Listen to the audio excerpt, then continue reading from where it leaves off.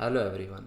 आप देख रहे हैं एकलव्य स्नातक और इस वाली वीडियो हम देखने वाले हैं BPSC 134 यूनिट नंबर 5 है हमारा। और इसमें हम बात करेंगे सिस्टम व्यवस्था उपागम के बारे में। ठीक है दोस्तों, यहाँ पर समझते हैं हम परिचय को। इसमें हम समझेंगे कि क्या सिचुएशन चल रही है, किस टॉपिक पर जो है हम यहाँ पर जो है बात करने वाले हैं, वो सभी टॉपिक भी समझेंगे। ठीक है दोस्तों, इसमें देखिए, अगर हम बात करें शीत युद्ध की, ठीक है, तो शीत युद्ध के दौरान क्या हुआ था, अनेक घातक हथियारों और तकनीकों का उदय हुआ था। तो आपको पता है जो शीत युद्ध जिस समय चल रहा था, जिसमें यहाँ पर अमेरिका जो पूंजीवादी देश थे और सोवियत संघ, इनके बीच में जो है युद्ध हो रहा था। लेकिन युद्ध जो था वो हथियारों के बेस पे नहीं था, वो सिर्फ हो रहा था, यहाँ पर तनाव की सिचुएशन बनी हुई थी अंतर्राष्ट्रीय लेवल पे कि इसमें युद्ध हो सकता है। तो ऐसी सिचुएशन में यहाँ पर क्या हुआ था, हथियार उन्होंने अपने पास रखे थे, उनका इस्तेमाल नहीं हुआ था, किसी ने किसी के ऊपर हथियार नहीं चलाए थे, लेकिन यहाँ पर हथियारों का उदय हुआ था, तकनीकी चीज़ों का उदय हुआ था और इन सभी चीज़ों का आविष्कार हुआ था। तो इसके लिए क्या है, यहाँ पर एकीकृत सिद्धांत की जरूरत पर बल दिया गया था। शीत युद्ध के दौरान क्या हुआ था, कठिन समस्याओं के समाधान के लिए उस समय आपको पता है जो अंतर्राष्ट्रीय लेवल पे बहुत ज़्यादा जो समस्या है वो थी, क्योंकि जो सिचुएशन बन गई थी वो बन गई थी बहुत गंभीर। ठीक है, तनाव की स्थिति बनी हुई थी सब में।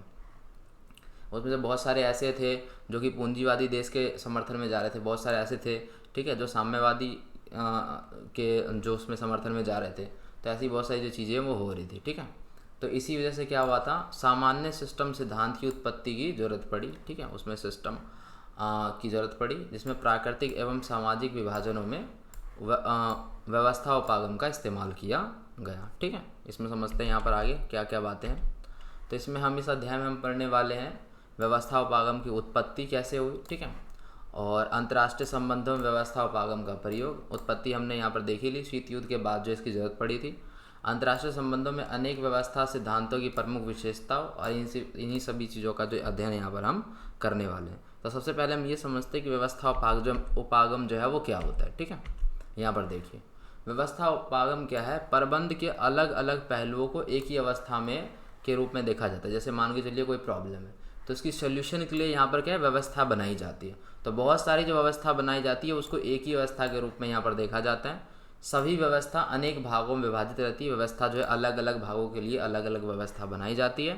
ठीक है, अलग अलग संगठनों के लिए भी जिसके निर्माण से वो जो संगठन है प्रभावित होता है। और व्यवस्था सदैव गतिशील होती है। आपको पता है जो व्यवस्था कोई बनाई जाती है, अगर वो व्यवस्था गलत होती है तो उसको सुधारा जाता है। इस प्रकार की जो चीज़ें हैं, तो यहाँ पर जो व्यवस्था है वो गतिशील होती है। ठीक है, अगर हम अंतर्राष्ट्रीय लेवल पर यहाँ पर बात करें कि अंतर्राष्ट्रीय संबंधों में व्यवस्था उपागम, तो यहाँ पर इसको हम देख लेते हैं। अंतर्राष्ट्रीय संबंध में अगर हम बात करें तो परंपरागत दृष्टिकोण के बिल्कुल उल्टा होता है। ये केवल घरेलू मामले पर जो अपना ध्यान केंद्रित करता है। ठीक है, जो राष्ट्रीय राज्यों के बाहर प्रभावित करता है।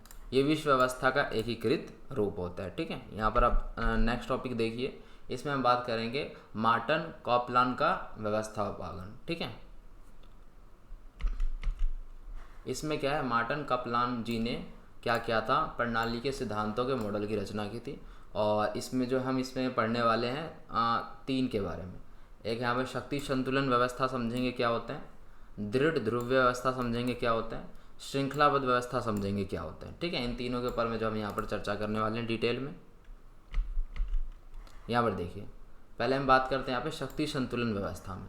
तो इसके अंतर्गत क्या होता है, ये प्रणाली यूरोप में 18वीं और 19वीं सदी में प्रचलित हुई थी। ठीक है, यूरोप के अंदर में अगर हम बात करें तो 18वीं और 19वीं शताब्दी में बहुत ज़्यादा क्या हुई थी, ये फेमस हुई थी। ठीक है, इस प्रणाली के अंतर्गत कुछ शक्तिशाली देश अकेले या दूसरे देश के साथ मिल जाते हैं। जो कोई शक्तिशाली देश होता है, फॉर एग्जांपल मान के चलिए ए है, ये कोई शक्तिशाली देश है, तो या तो ये अकेले रहेगा या तो दूसरे किसी शक्तिशाली देश के साथ मिल जाएगा और वहाँ पर संतुलन कायम करने का प्रयत्न करेगा। ठीक है, तो ऐसी सिचुएशन बनती है कौन से में, शक्ति संतुलन व्यवस्था में। ठीक है, या तो खुद अकेले शक्तिशाली देश वो सब पे संतुलन कायम करेगा, या तो जो भी और दूसरा शक्तिशाली देश है उसके साथ मिल जाएगा। ठीक है, और मिलकर शक्ति संतुलन जो है यहाँ पर स्थापित करेगा। ठीक है, तो ये सारी चीज़ें होती हैं। नेक्स्ट देखते हैं दृढ़ ध्रुव्य व्यवस्था। ठीक है, इसमें क्या है कि जब गुट निरपेक्ष देश, आपको पता है गुट निरपेक्ष क्या होता है, शीत युद्ध के दौरान क्या हुआ था, कुछ जो थे वो अमेरिका के साइड जा रहे थे, कुछ है वो सोवियत संघ के साइड जा रहे थे, कुछ थे वो दोनों के साइड नहीं जाना चाहते थे।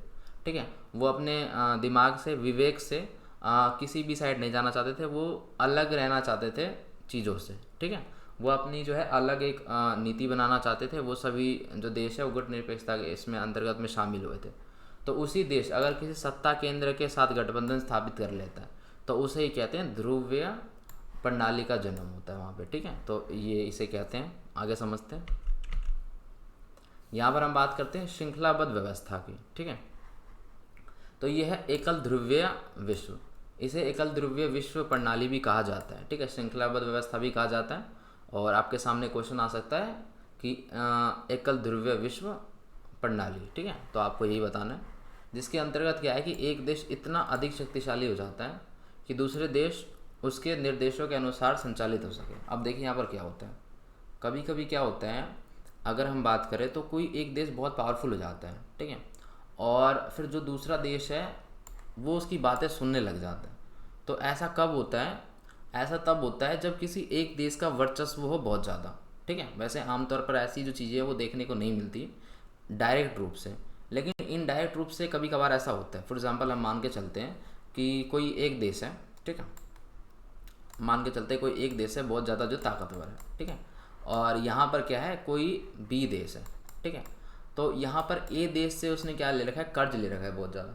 ठीक है, और वो कर्ज वो चुकाना उसको मुश्किल हो रहा है, क्योंकि जितनी उस देश की इनकम होगी, जितना वो आय अर्जित करेगा वो देश, ठीक है, टैक्सेस से और भी बहुत सारी चीज़ों से, अगर उससे ज़्यादा लोन ले लेगा ये बी देश, तो क्या होगा, वो ए देश का एक तरह से आप समझो इनडायरेक्ट रूप से, डायरेक्ट रूप से नहीं, इनडायरेक्ट रूप से क्या होगा, उसकी बातें मानने लगेगा। तो यहाँ पर वही बात है कि अगर कोई देश उसके ऊपर मतलब प्रभाव अपना जमा लेता है, या कोई देश बहुत ज़्यादा शक्तिशाली हो जाता है कि दूसरे जो देश है उसके अनुसार काम करें, तो वो सारी चीज़ें होती है। ठीक है, ये यहाँ पर मैंने आपको एग्जांपल दिया जस्ट। ये ऐसा भी हो सकता है कि कर्ज ना देने के बाद भी ऐसा हो सकता है कि मतलब एक वो बड़ा देश हो और वो छोटा देश हो, तो वो क्या है, उसकी जो बातें हैं, उसके जो निर्देश है, उसके अनुसार वो चले। ठीक है, उसका पड़ोसी देश हो सकता है, बहुत सारी चीज़ें हो सकती है। ठीक है, यहाँ पर देखिए, अब हम बात करते हैं कोहेन और न्याय का व्यवस्था उपागम। इसे समझिए। अगर हम बात करें यहाँ पर कोहेन और न्याय के पारस्परिक निर्भरता को नए शिखर पर पहुँचा दिया। युद्ध पूर्व समय में राज्यों के संघर्ष समाधान के लिए बल प्रयोग के विकल्प को ये हमेशा ज़्यादा पसंद किया जाता है। अब इसमें होता कैसे, देखिए, अगर मान के चलिए कोई युद्ध होने की सिचुएशन है या युद्ध हो रहा है, तो उसमें क्या है कि वहाँ पर जो संघर्ष हो रहा है, तो उसको क्या है कि बातों से या आपस में मिलकर उसको समझाने के बजाय यहाँ पर बल प्रयोग के साथ उस चीज़ को ख़त्म करने का, उस चीज़ का समाधान निकालने का जो विकल्प है उसको ज़्यादा पसंद किया जाता है। कोई लड़ाई होती है, मान के चलो कोई संघर्ष हो रहा है, उसमें दो तरीके होते हैं लड़ाई ख़त्म करने के। या तो एक शांति से मिलकर बैठकर बातें करो, ठीक है, और दोनों एक दूसरे की बातों का वहाँ पर रिस्पेक्ट करते हैं और मान लेते हैं, तो वहाँ पर क्या लड़ाई झगड़ा नहीं होता, बल प्रयोग नहीं होता। लेकिन यहाँ पर जो विकल्प है वो बल प्रयोग के विकल्प को ज़्यादा पसंद किया जाता है। राष्ट्रीय सुरक्षा की उच्च राजनीति की भूमिका में कमी आई, इसका जो परिणाम है वो है विश्व में संघर्ष की कमी आई। जैसे मान के चलिए कि अगर वहाँ पर क्या है, जो है राजनीति की भूमिका में कमी आई, ठीक है, राष्ट्रीय सुरक्षा की, तो उसमें क्या इसका परिणाम क्या है कि विश्व में जो लड़ाई झगड़े हैं, जो संघर्ष है, उसमें भी क्या है, कमी आएगी। ठीक है, तो ये सारी चीज़ें होती हैं। अब यहाँ पर हम बात कर लेते हैं इसके जो अंतर्राष्ट्रीय व्यवस्था का स्वरूप है, इसके ऊपर जो हम चर्चा कर लेते हैं यहाँ पर। ठीक है, तो यहाँ पर देखिए, कोहेन और न्याय ने क्या किया, यथार्थवादियों के साथ, यथार्थवादी हुआ था जो यथार्थ चीज़ों को, मतलब कि जो चीज़ें ज्ञान इंद्रियों से देखी जाती है, स्पर्श की जाती है, तो उन सब चीज़ों को, मतलब कि जो उन सब चीज़ों को मानते हैं, तो यथार्थवादियों के साथ क्या है, इनका विश्वास को साझा किया इन्होंने। ठीक है, और अंतर्राष्ट्रीय व्यवस्था का स्वरूप अराजक है, ये बताया। अब देखिए, अराजक का क्या मतलब होता है, अराजक का मतलब होता है, दो मतलब होते हैं। एक तो होता है कि वहाँ के जो नियम्स एंड रेगुलेशंस है वो ठीक नहीं है, और वो कब ठीक नहीं होता है, जब वहाँ पर कोई राजा नहीं होता है। ठीक है, तो यहाँ पर आप मान के चलिए, या तो वहाँ पर कोई राजा नहीं है, या तो क्या है, वहाँ की जो व्यवस्था है, जो नियम्स है वो ठीक नहीं है। ठीक है, तो ये सारी चीज़ें वहाँ ये बोल रहे हैं कि वहाँ पे जो स्वरूप है वो अराजक है। वो ऐसा मानते हैं कि पारस्परिक निर्भरता अंतर्राष्ट्रीय सुरक्षा की संरचनात्मक विशेषता है, इनका ही कहना है, और अंतर्राष्ट्रीय विश्व सरकार की अनुपस्थिति में अराजक है। तो इनका यहीं पर ये मानना है कि अंतर्राष्ट्रीय व्यवस्था में अगर सरकार की अनुपस्थिति नहीं होगी तो यहाँ पर वो अराजक है, तथा दूसरी ओर सीमा पार परिवहन, संचार, व्यापार, बढ़ती गति और अंतर्राष्ट्रीय संगठनों की बढ़ती संख्या दिखाती है कि परस्पर निर्भरता के युग में रह रहे हैं। तो यहाँ पर ये चीज़ यहाँ पर दिखाई देती है कि हम जिस युग में रह रहे हैं वो निर्भरता का युग है। अंतर्राष्ट्रीय संगठन और ये सारी जो चीज़ें एक दूसरे के ऊपर क्या है, डिपेंड है। ठीक है। अंतर्राष्ट्रीय व्यवस्था के नियामक शक्ति के ऊपर चर्चा करते हैं। कोहेन और न्याय का मानना है कि संस्थाएं नियमों का निर्माण करती है, यानी जो संस्थाएं होती है वो नियम का निर्माण करती है। ये तो बात सही है। जैसे मान के चलिए अपना जो है अंतर्राष्ट्रीय संगठन होता है कोई, जैसे कि विश्व व्यापार संगठन है, तो वो क्या है, व्यापार से रिलेटेड जो नियम है, कानून है, उनका निर्माण करती है। नियामक शक्ति पर बाध्यकारी होती है और नियम शक्ति के व्यापार को प्रभावित करती है। अंतर्राष्ट्रीय राजनीति में पैटर्न को परिवर्तित करती है। तो ये सारी चीज़ें यहाँ पर है। एमेन्युअल वॉलेस्ट्रीन का व्यवस्था उपागम के ऊपर जो हम यहाँ पर चर्चा करते हैं, ये क्या कह रहे हैं। ठीक है। एमेन्युअल वॉलेस्ट्रीन का मानना है कि विश्व व्यवस्था सिद्धांत ऐसे तरीकों का विरोध करता है जिसमें 19वीं शताब्दी के मध्य में इसकी शुरुआत पर हम सभी के लिए सामाजिक वैज्ञानिक जांच संरचित करते हैं। ठीक है। यहाँ पर समझते हैं हम आधुनिक विश्व व्यवस्था का स्वरूप। अब ये आपके लिए इम्पोर्टेंट है, आपको समझना है कि आधुनिक विश्व व्यवस्था का जो स्वरूप है वो कैसा है। ठीक है। तो इसमें देखिए, वॉलेस्ट्रीन का कहना है कि आधुनिक विश्व व्यवस्था पूंजीवादी है। इनका ये मानना है कि जो विश्व व्यवस्था चल रही है ये क्या है, आधुनिक वाली जो विश्व व्यवस्था चल रही है ये पूंजीवादी है। आपको पता है जो पूंजीवादी व्यवस्था है वो ज़्यादा चलती है, क्योंकि आपको पता है शीत युद्ध के दौरान में क्या हुआ था, सोवियत संघ का विघटन हो गया था। तो पूंजीवादी व्यवस्था वाले, पूंजीवादी विचारधारा वाले जीत गए थे।